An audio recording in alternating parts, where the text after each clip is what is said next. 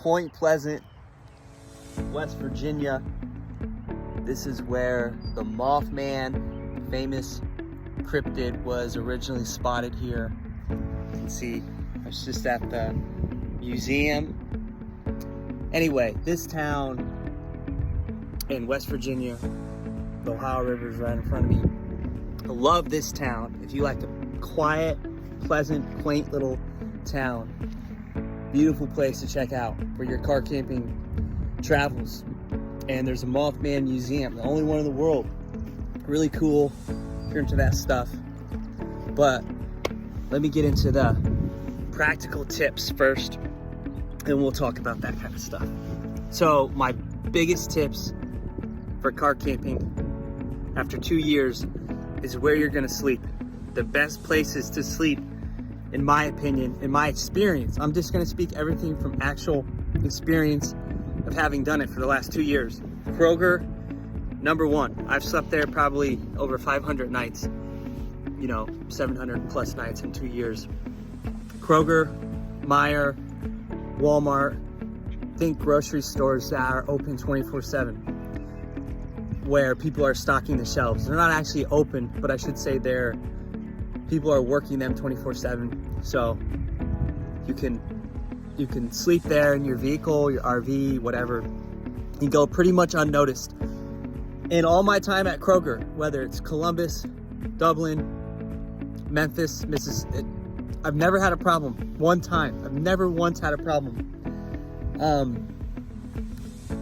The number two would be like a 24/7 gym, any 24/7 gym, because they're actually open 24/7. So Planet Fitness, I live down in Mississippi, very northern, right next to Memphis, the border of Mississippi and Tennessee there. And I slept at the Planet Fitness because it was 24/7. I went in there and showered first thing in the morning. Like, I didn't even have to drive. So that was like, living in an apartment. You wake up, you shower. Anyway, 24/7 gyms. What else? Hotels, rest areas along the interstate. If you're traveling, that's worked best for me. I know some signs will say you can't at rest areas, but I've never once had a problem.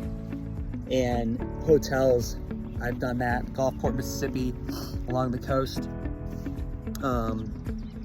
Along the ocean down there. I've never had a problem. You pull into like a Super 8, a Quality Inn, Holiday Inn. Usually you won't have a problem. Like if you're driving along the interstate somewhere and you need a place, Love's, the gas station, hotels, those are the best spots because you can just kind of go unnoticed. Pull in, bring your car in there, park. It's pretty tough to find out. Now there's that chance someone comes out, security, and says, hey, you gotta move, this is private property. But even if that happens, like that's happened to me in San Diego, Tucson, Arizona. That happened to me in Houston, Texas. I was sleeping at a hotel. It was like out in a industrial. It was just all warehouses. I was working at FedEx, and the security guy just asked if I'm okay. Usually people, cops included, are just checking on you. So it's not a big deal. Don't worry so much about getting caught or about being woken up in the middle of the night. It's really not that big of a deal. All you gotta do is move your car. I understand you're gonna be tired, but there's places along the streets, apartment areas, residential areas where, you find a big gap between a couple homes. There's really so many places. So you gotta be creative, but those are my best. I think grocery stores in the city, outside of the city. I don't know, usually I was always sleeping in the city. My number two is have a plan and some goal. My goal was to get wealthy, to save money. I did save a lot of money. I have a good amount of Bitcoin saved at the moment. I got a little 401k. I've never had that stuff in my life. So thanks to car camping, I've been able to do that. So have a goal or a plan. But obviously, if you're 60, it's going to be different than if you're 30, 31 years old like me. So now I would recommend definitely Go to the places you want to see. Go to the national parks. Go to the state parks. Go to every little metro park, beautiful area. Go see everywhere you want to see. We live in America. This is a massive, big, beautiful country. Like, I'm at Point Pleasant right now because this little city, I just love it. It's so peaceful and beautiful. I like the moth, like I love it, right? So I'm gonna check it out. Find the places that you wanna go and do it. Like, I'd recommend Yellowstone, really, really cool up in Wyoming. Great Salt Lake. I kayaked a lot of different states. There's lakes in Tennessee, Mississippi, Arkansas. I think is one of the most beautiful states. If you want forest and hills and lakes, they have it all out there in the Mid-South. New Orleans is really cool. I was there for the Mardi Gras. I kayaked the Black Swamps. Mississippi, along the Gulf of America, along the ocean, they have a bunch of beaches that are very not busy. So if you want places that are not busy, they're out there. You got to find them.